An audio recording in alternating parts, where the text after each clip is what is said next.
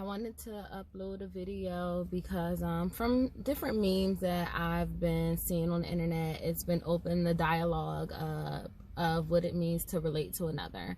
And I look at every relationship as relating to another. If it's a job, friendship, your child, relationship, like all that goes under the same umbrella to me. You are relating to another. And it kind of started off originally with that vegetable medley meme where Bow Wow was saying like he didn't want a relationship, he wanted, and then listed all these things that he felt like made a relationship. And I sent it to my sister and I posted her response where she was like, basically the nigga didn't want to be accountable for making a salad. And he didn't, like, people say that they don't want these things because they don't want to deal with accountability. And then I also saw another, it was a meme, and then this guy that I follow, he did a meme breakdown of like what it means to have a bond and like chemistry with another. And then me and my sister was talking about like, what do we feel like bonding with another means and all that other stuff, just opening the dialogue up. And I ended up talking to another friend last night, and we were talking about the conversation that I had with my sister, because I ended up asking my sister in our messages, what does she feel like, and all this is like theoretically and hypothetically speaking, because I am one of the belief that like you never know what the fuck you're gonna get. You don't know what life is gonna teach you. You don't know what a person is gonna teach you. My view on relationships have shifted like so much over the last couple of years. Like they shift from month to month, from day to day. Like when I get to know myself more, like my whole idea of what a relationship is and what it's supposed to do for you, all that changes. And I know like you gonna get what you gonna get, and it's up to you to either use your discernment and turn down offers, or for you to make the best of what you feel like you want. But I did ask her, I was like, what do you think? What was the question? Damn. I asked her, when looking for someone, like, what does she think a relationship is? Do you feel like you should find someone who is strong where you are weak, as in like you guys are kind of like opposites, but you come together and you balance each other? Or is she looking for someone who's kind of more in alignment with the type of person she is? Or is she looking for someone who, what was the other option? Someone who has like a commonality about life with you. Like they want the same things that you want. They kind of have the same vision of life that you have, and you guys either want to get it separately and bring it together, or you want to get it together. And she basically was like, none of that means anything. Like you just don't, like, I don't know, I can't remember, but her response was just like, theoretically speaking, like none of that matters. And it did, like, it brought us to the conversation of like, do you think vibing with someone is like a relationship, or bonding with someone, or do you have to feel a chemistry for someone? And all that, I said all that to bring me back to human design, because I ended up having a conversation with one of my friends last night, and we were talking about relationships, and we were also talking about, like, you know, trying to change people and trying to get people to live up to your standards of them.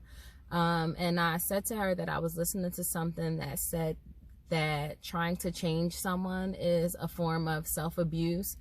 And I'm sorry, not self-abuse. Trying to change someone is a form of abuse. It was saying that like when you think about it, like you wanting the best for someone, that sounds so innocent when you say it, like, oh, I just want the best for you. Oh, I see your potential. I just want you to live up to it. It sounds so innocent when you put it like that.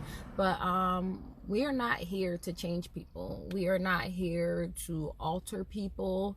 We are not here to want the best for someone. Like, wanting the best for someone can lead someone to have negative self-talk. It can lead someone to have to live with the pressure of trying to live up with what you think is the best for them, and like cause them to either let you or let them down. The truth is, you have to accept people for who they are, and when you accept someone for who they are, you come to the point where you have to realize if that person is for you, if it's okay for them to be in your life, or if you don't want them in their life, if you don't want them in your life. But like trying to change someone to live up to your standard of a human being, or you want them to change so that you can keep them in your life, that's abuse.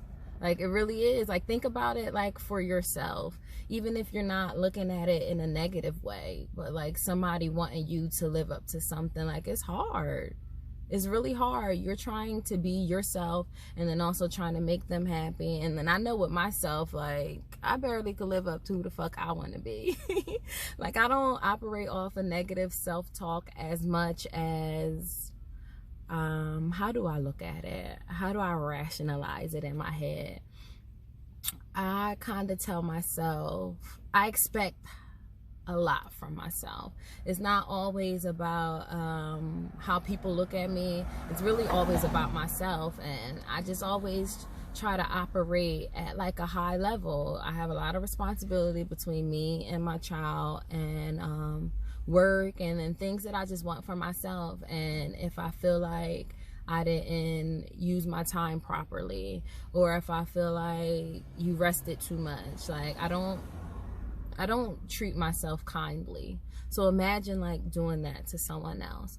And like I said, that all led me to human design, how we all have our own types and our auras. And the thing about like people, period, like it's funny, like, you know, when we go through shit or we don't feel appreciated, the first thing we say is, I wish I had a me.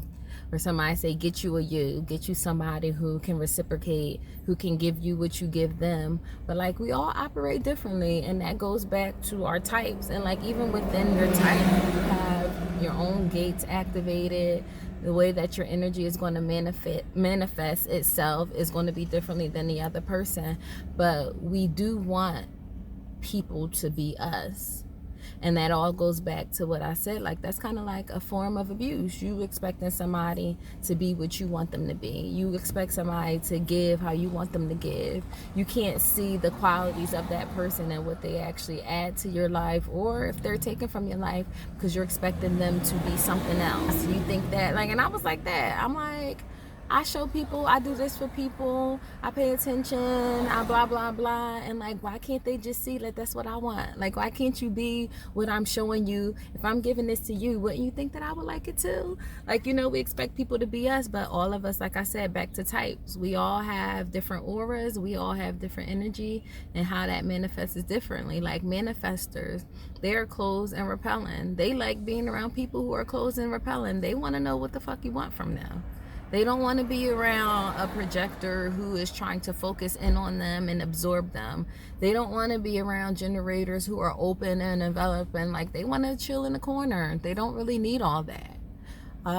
Generators, like I said, they are open and enveloping. They are the people that can take you places. Generators want people to be generators. They kind of like look down on us. Like, why you ain't open and enveloping me? Why you can't take me to the next level? They always feel like they're the pure energy source, so they always feel like people are taken from them, which they are, especially if you're in a projector like me. You don't have your own energy source. You are here to take the energy source from generators.